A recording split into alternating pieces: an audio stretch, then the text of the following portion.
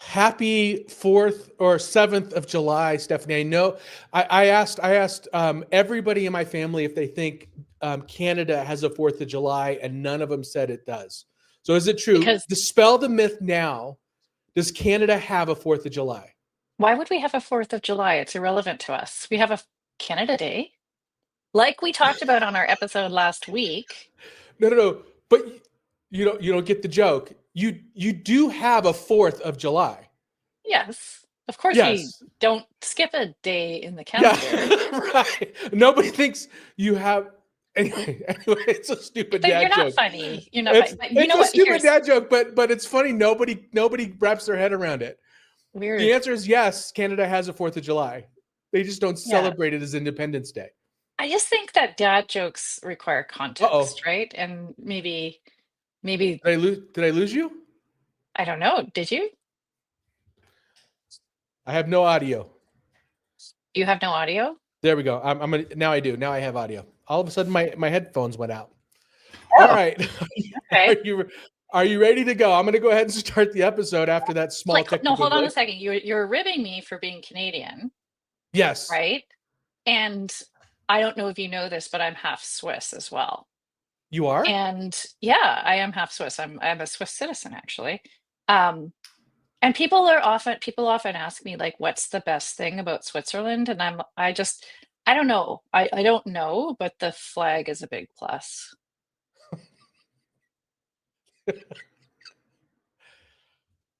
As usual, you have stunned me into silence with your brilliant humor. Thank you for that, Stephanie. All right. We're going to open this with why do SMART, capital SMART goals, make founders dumber? Shocking stat, 92% of people abandon their New Year's Eve resolutions by February, according to the University of Scranton. I don't know if they set good goals in Scranton, though. Edwin Locke's goal-setting theory revolutionized business, but he never met a founder who had to pivot 3 times before launch. Today on How to Founder, we'll be talking about goal setting. I am your host, and with me, I'm Anthony Franco, and with me is Stephanie, who has a much better sense of humor. But she did tell me that I have an intellectual accent, so I'm not sure what that means. I think it's a backhanded compliment. It's a really good thing. It's a good thing. All right. Clearly, you have tried to set a lot of SMART goals in your life. Fair enough.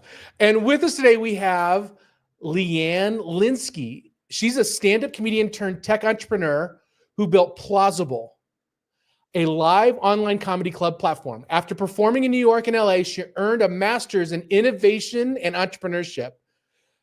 She's hosted 50 plus podcast episodes and leads the charge in monetizing how comedy is booked, streamed, and monetized. Leanne, sorry for the awkward start. You're here. We're here. I'm going to go ahead and start. So welcome, Leanne. Thank you for being here. I'm going to start with just a really simple question.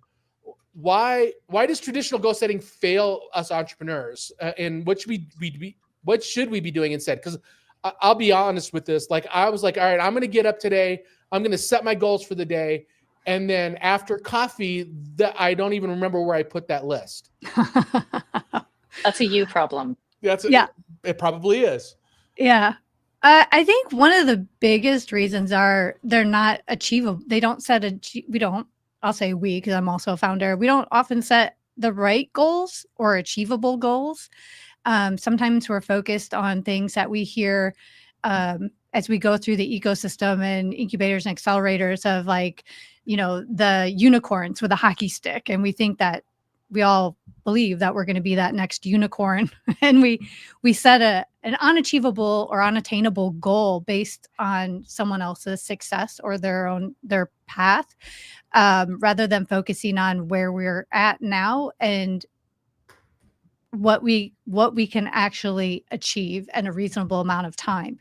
not that they shouldn't be challenging, but I think sometimes people step into something and think that's going to be an overnight success and then get immediately discouraged when they realize they can't post about it on Instagram the next day. Yeah. So it's our collective entrepreneurial ADHD that's the problem. I think for a lot of people it is, like I think it's focused on quick success rather than long-term sustainability. Stephanie, do you talk to a lot of founders? Do you find that to be true, where we tend to have these really big aspirational goals that feel overwhelming? Do you think that's part of the reason why we struggle with goal setting? Well, so I think that it's kind of that. We all have big aspirational goals, but what we don't do properly is break them down into achievable bite-sized pieces, right? So if I Yeah. say, I want to write a book, right? That's a big goal. And then what people do is they just keep, I want to write a book on their task list, and they never feel like they're making progress, even if maybe they are and they're doing, bits and pieces of it. And so what I teach my entrepreneur clients is to break everything down into something that you can do within 2 hours, or a little bit more than that. And so then the focus becomes, what am I doing today, as opposed to what am I doing in 6 or 8 months or 12 months from now, that I never feel like I'm making progress towards. Yep. So Stephanie, Leanne, sorry, how do you take those big goals and break them down like that?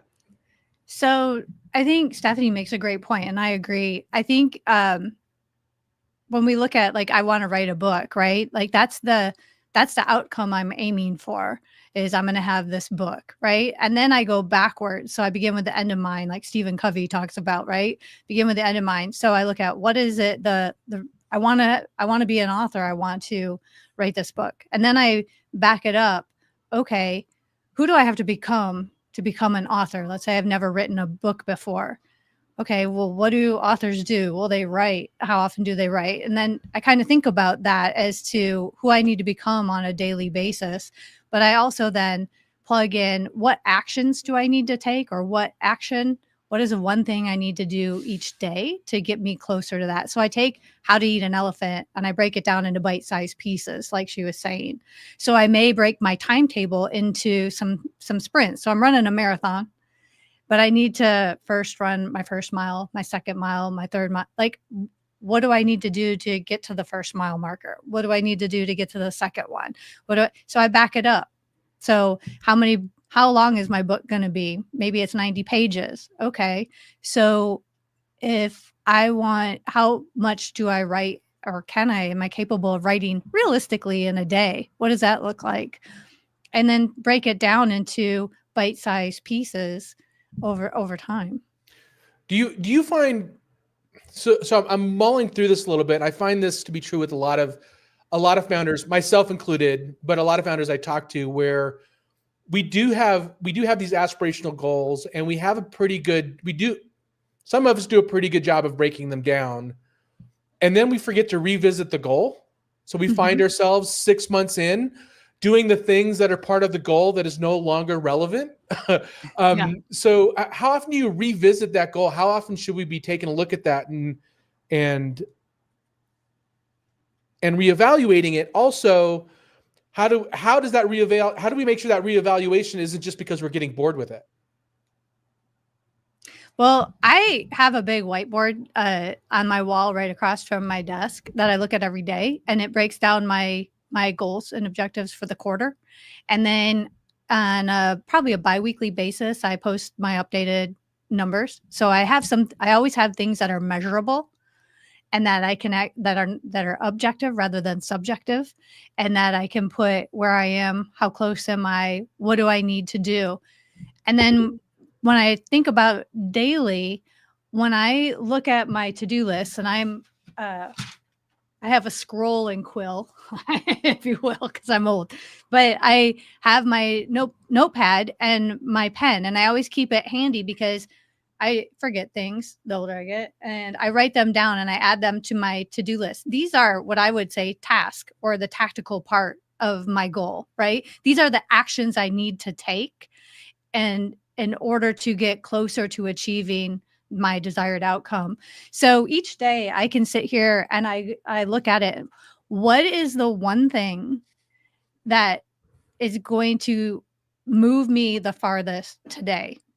What is the one action I can take that will bring me closest to my desired results? And I don't write it down as like a big project, like another project, like write a workbook. It's not like that. But maybe today it's, schedule, reach out to 5 clients, send these emails out, and because these are actions that will hopefully get me, closer to my desired result. So maybe it's interviews for my book, or maybe I'm just going with a book example, and do that. And then I get that off my list, and I block it in the ways of actionable things that are more task oriented, like emails or administrative. I call it administrivia. And then I'll take and do all of the administrivia. But if it comes to anything that's using a different part of my brain, like a creativity or writing or, designing something, then I block that time separate, because that isn't something that I check off a list as easily. It takes a little bit longer, and I want to give myself the freedom to do it. So each day I look at what's on my list, and I try to tackle the things that I can get through very quickly with low challenge, minimal challenges, low barrier, and I get them across off my list because those things are done. Now I have the rest of the day to focus on the bigger items that are a little bit more time consuming. But on a weekly or bi-weekly basis, I'll update my board so I can see where I am in the quarter. So I heard you tackle the administrative stuff, which kind of reads to me as the stuff you don't want to do first, and then the fun, creative stuff you block. You give yourself more freedom and time to pull those off. But Stephanie, I want you to dig in that a little bit. How do we balance that? How do you balance that difference between checking in with your goal and whether or not you should divert from what your original goal started as? Yeah, I have a couple of opinions on this, and there's a whole system that I built for these business owners just based on what I had sort of come up with myself. I am ADHD. I'm like, one of those people that'll just get spun up in, a freeze cycle. And one of the challenges that I think business owners have is that they will they'll go quite deep and go hard into the things that they really want to do and that they feel like are the closest thing to making money, and then they forget all the other stuff that's really important for them in terms of running their business, right? And so what I teach them to do is make some choices and some decisions about these sort of 5 buckets that you always have to consider in your your weekly or your daily work. And there's the administration of the business, there is going out and finding clients or marketing or whatever it is in your business that you do to get sales.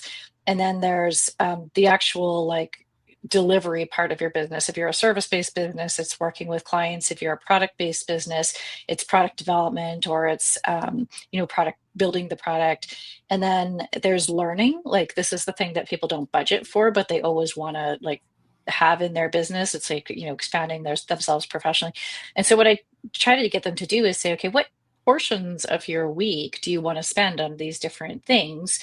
And then we actually go down and budget their weeks and say, look, here's how much time you have to spend on administration. Here's how much time you have to spend on, finding clients or, doing some sales and marketing. And here's how much time you have to spend on, working with clients or building your product or whatever, right? So they get a sense of what their priorities are and how much they're going to be able to spend on those priorities. So you don't end up in this feast and famine type thing inside your business and all of those patterns where you're never getting to the things that are going to keep the business moving forward. And then if you make decisions to go outside of those budgets, you're doing that with the knowledge that you're making that choice, right? So there's a little bit of like how I choose what I'm going to be working on. But then when we come back to goals and whether these are the right goals or whether these are goals I want to keep moving towards, I think there's like a constant check-in here. And one of the books that I read that I thought was really, really good in terms of changing your perspective on what's important was 10x is easier than 2x. Say it's not like an amazing piece of literature, but the concept of assessing what I'm spending my time on is pretty, like the thinking is pretty revolutionary in there, because when I started to look at all of the things I thought were important, I realized that they were just incrementally moving me forward. But if I was really thinking about a huge step forward, moving to that 10x, what are the things I would be spending my time on? And those were very different than what I would be choosing to spend my time on if I was really just thinking about incremental moves. So you might be in that part of your business where an incremental move is actually, just realistic and reasonable for you right now. But if you're really assessing what you want to be focusing on, ask yourself that question: what would I be doing if I was really moving my business forward by like 10x? And it takes you away from all the minutia and all the stuff that doesn't really matter, right? Leanne, do you have more to add to that? No, I agree. I think going back to, I agree, like having things that are really focused on your business and looking at, instead thinking of the bigger picture is definitely key. And I would agree wholeheartedly.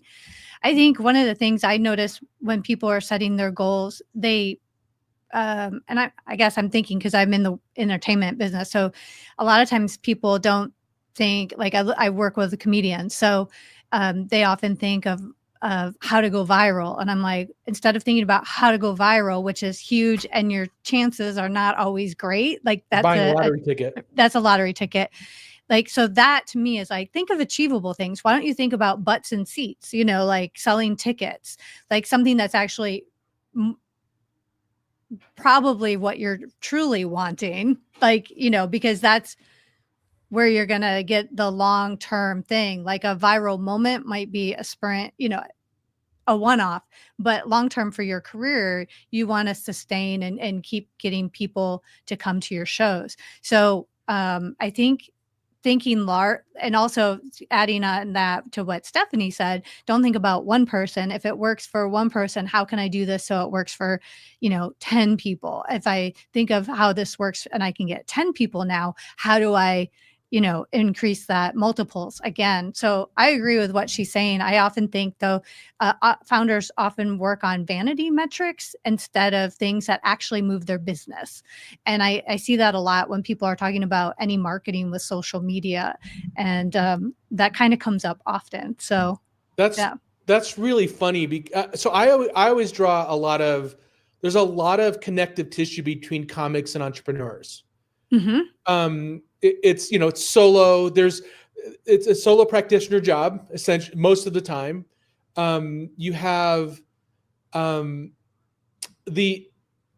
metrics are often very binary. They laugh or they don't.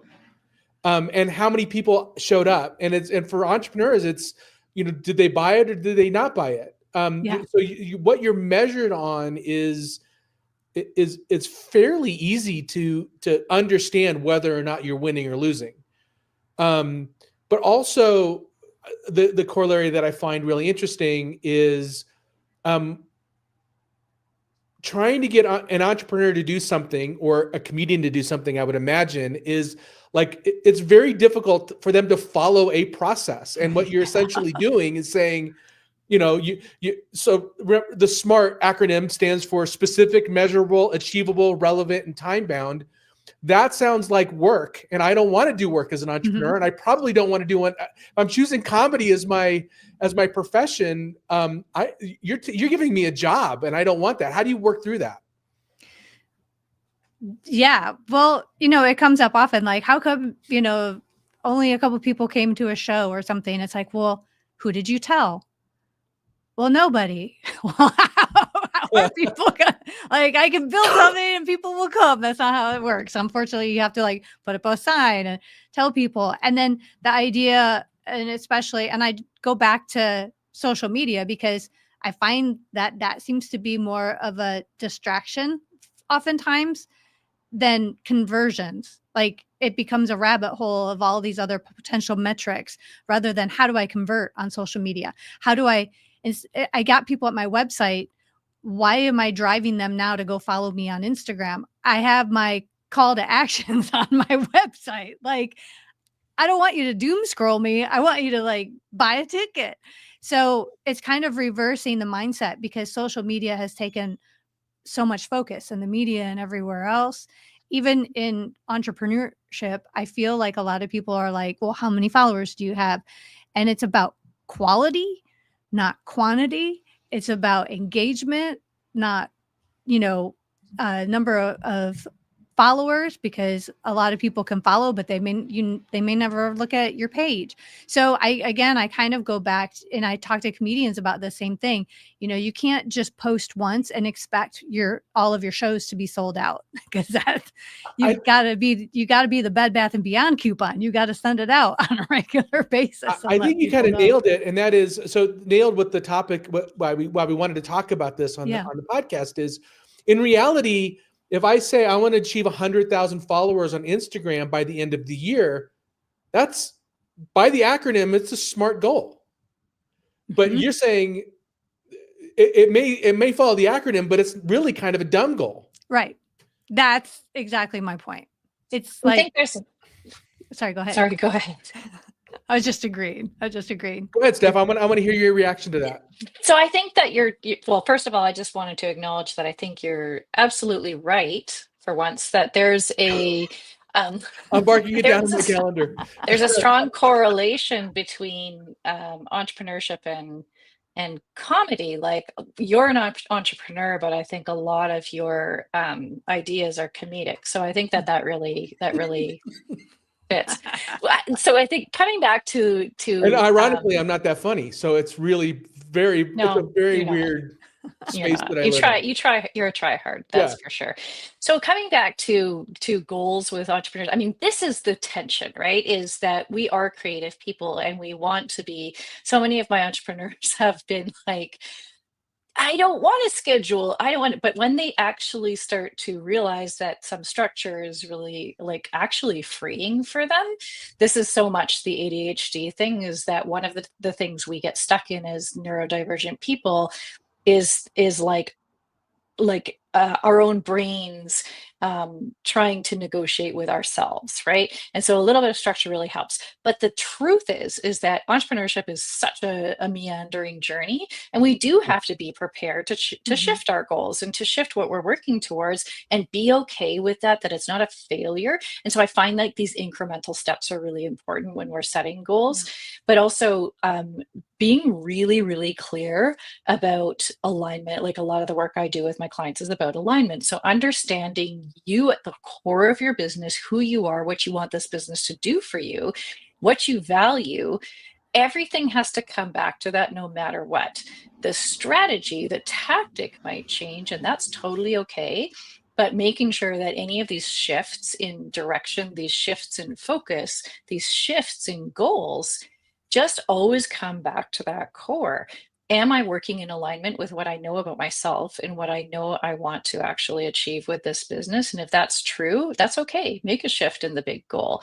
But I think that acceptance of fluidity in our entrepreneurial lives is so incredibly important. And because I see a lot of new entrepreneurs kind of be like disappointed in themselves because they haven't reached a point, and you kind of never do. It's this continuum, right? And when you can accept that fluidity, then we stop beating ourselves up and saying, because that's one of the things that really, unfortunately makes founders fail, is that they fail themselves, right? They think that they haven't reached somewhere, and so they stop putting their effort in, or they try to reach something that isn't achievable, or they've learned new information. It's okay to go in another direction, right?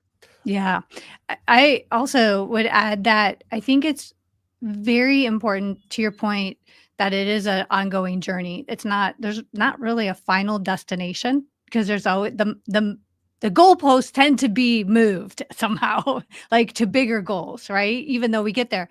And I find it very important to celebrate the wins along the way. And that's why I look at the mile marker 1. What do you do to celebrate when you get to mile marker 1? What do you do to celebrate getting to mile marker 2?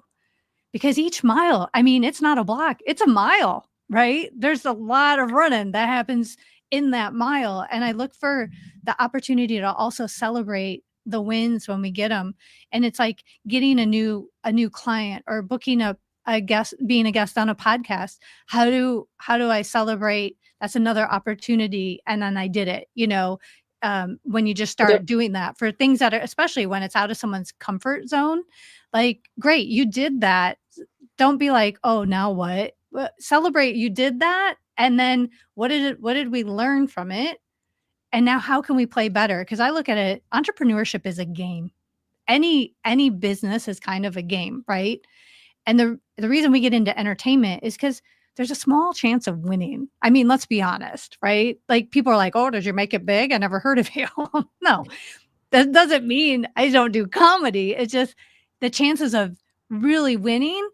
But that's why we play, because we want to win. So how do we win? Well, we'll take some actions. It's like playing a sport, right? First time I was in gymnastics. I'll use that as an example. So was I. You were? Oh my gosh. National level. We're like basically okay, the same for person. national level, I was my coach. So I did gymnastics for a year in high school, and my coach, Coach Birdie, I was like, Coach Birdie, when am I going to get to compete? And she's like, oh, honey, we don't want to embarrass the school. And you know what? A lot of people may have quit, but I was like, oh, I'm really bad. How do I play better? So I went home and I told my mom, I'm like, you know what? I suck. I'm not good at gymnastics and I want to be better.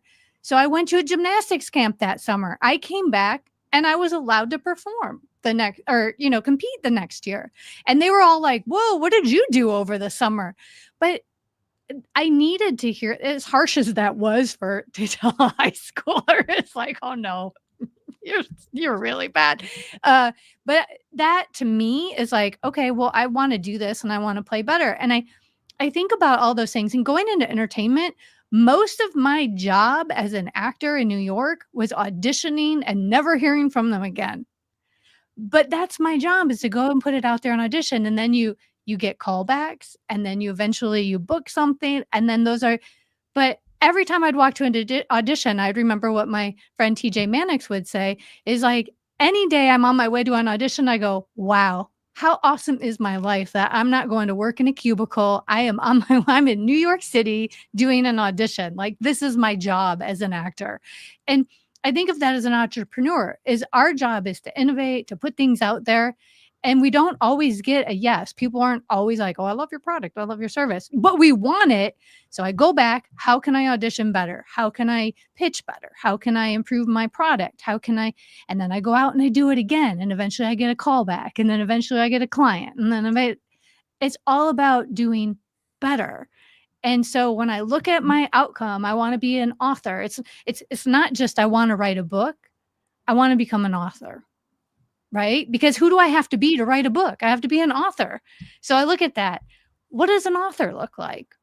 And then I look at characteristics of an author. What do they do? How do they spend their time? What's their schedule like? How do they write? And I kind of research that. And I'm like, well, do I have any of these characteristics or qualities? No. Well, how do I create some habits so I can become an author? I need to block some time to write. I can't say I'm an author if I'm not writing anything.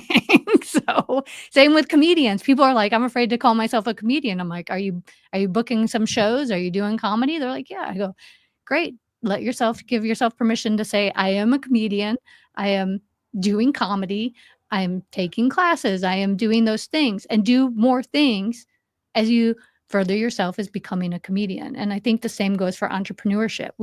An entrepreneur will fail a million times. It's inevitable. Just like I'll get on stage and bomb. There's so much to unpack there, and I'm trying to wrap my head around this one thing. So the thing that stuck out to me when, as you're talking about wanting to be an author, was, so you set a goal for yourself that you want to write a book and be an author. So I want to unpack that a little bit, because, and I'm gonna be challenging just to kind of just to see what it uncovers. So, and I find entrepreneurs do this all the time, where they say, I want to achieve this thing, I want to achieve this goal, without mapping that goal back to the broader vision of the company that they're starting. So I want to hit. It almost feels like becoming an author almost feels like a vanity metric to me. Yeah. Right. And so getting back to that question I asked earlier, where how do you make sure your SMART goal isn't a dumb goal? Yeah. How are you mapping back you wanting to be an author to something that's going to drive your bigger mission as a business? Yeah. forward? Like in my business, my goal is not to become an author. Okay. I'm just using an example, right? But Yeah. I think it's like the same could be like, let's say I'm doing my business and I feel like I need to write a book. A lot of coaches, because I used to do life coaching, a lot of coaches are like, I want to write a book. Great.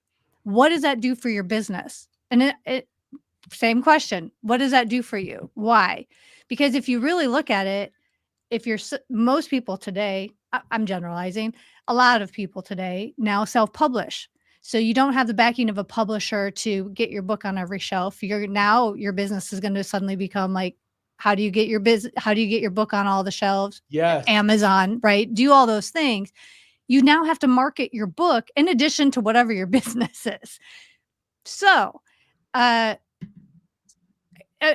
had friends, but this became a subject that I talked about for a long time. In this case, how does a book convert? Well, maybe my business is I'm a public speaker, or I run, whatever it is. I run a consulting firm, and getting public speaking gigs gets me clients, right?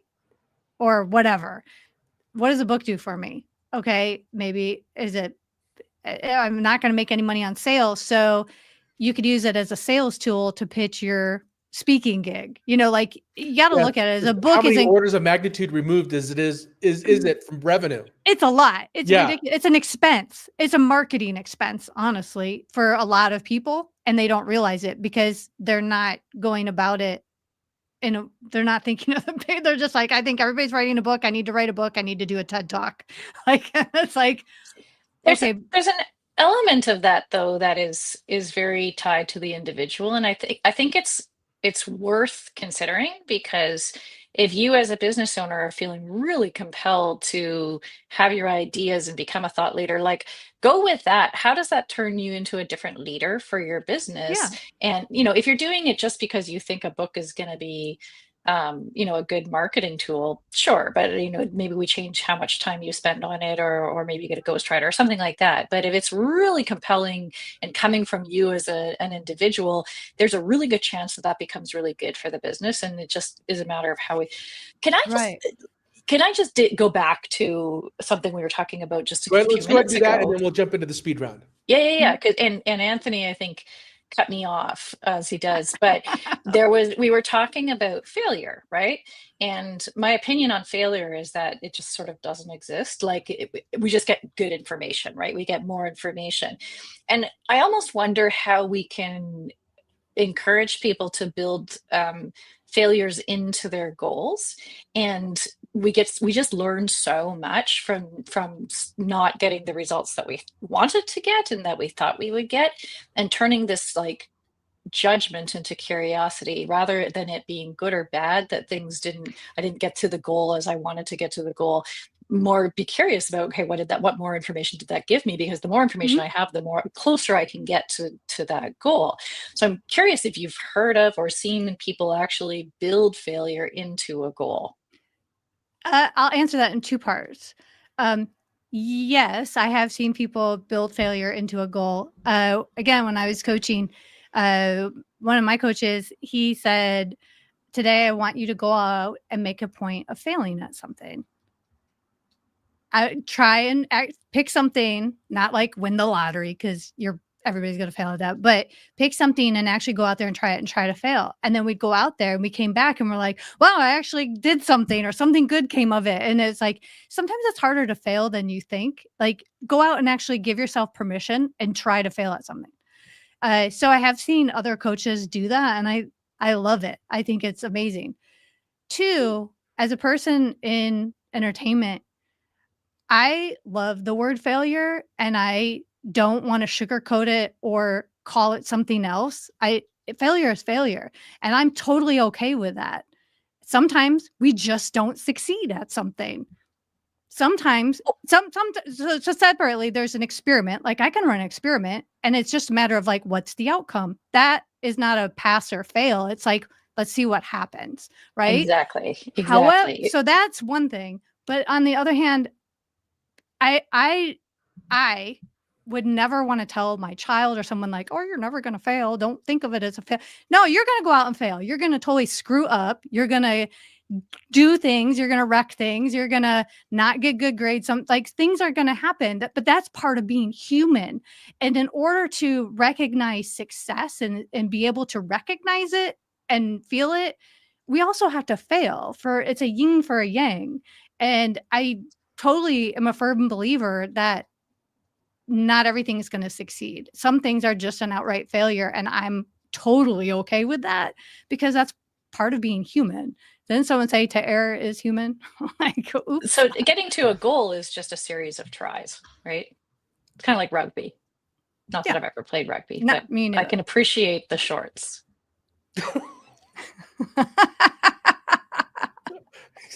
Surprised you didn't go with swimming. All right, with that, Leanne, are you ready for the speed round?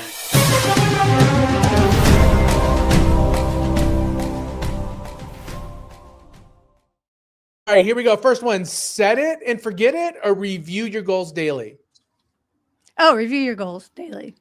Do you want big, hairy, audacious goals or small wins? I like big, hairy, audacious goals, as long as they're smart. I can't handle the hairy part of those. I just big idea. Okay. So we kind of talked about this earlier. Stick to the plan or pivot regularly? I stick to the plan. Stick to the plan. It's a good plan. It's a good plan. All right. Measure everything or trust your gut? Oh, trust your gut. Okay. Both. Public accountability or private goals? I have private goals. I'm very private. Right. I'm Gen X. Stephanie, why don't you go ahead? This was a great conversation. Stephanie, why don't you go ahead and try to wrap it up with our founder fundamentals? All right. Here's what I took out of our amazing conversation today. Oh, no. That really cool people are born on July 14th. Yes. And apparently do all the same things. Yeah. What I heard is break big goals down into smaller pieces so that you feel like and you are making progress. And then ask yourself, what's the one thing that'll move me closest to my goals today, and prioritize those while also balancing with things that you know you have to do. Focusing on the realistic and reasonable and achievable things that are aligned to the business, and then sort of ladder up from there. How do we make goals feel less like a constraint by letting them be fluid and also visual, and acceptance of the idea of a continuum in business, that we're just constantly evolving. And then finally, it's just really important to build failure into your journey towards your goals and recognize that it's going to be part of the journey for getting to those goals. Awesome. And I have some deep dive resources for our audience here. So we've talked about a lot of these in prior episodes as well. Atomic Habits by James Clear, Measure What Matters by John Doerr, The One Thing by Gary Keller, and Deep Work by Cal Newport. And this was a great discussion. Leanne, where can our audience dive deep more with you? Sure. So you can find me on plausible.com. You can check out some live comedy online, or find me on LinkedIn. I should be the only Leanne Linsky out there, unless there's a bot. So you'll see me on LinkedIn. Would be great. Awesome. Okay, Steph, wrap it up for us. Yeah, thanks so much for listening. Please be sure to visit us at howtofounder.com, where you can connect with us on LinkedIn and subscribe to our YouTube, Apple Podcast, and Spotify channels. You are the pioneer of economic prosperity, and we are so grateful for you being here with us, and that we can't wait to be with you on your journey along the way. Thank you, everybody. Thank you, Leanne. Talk to you soon. Thank you.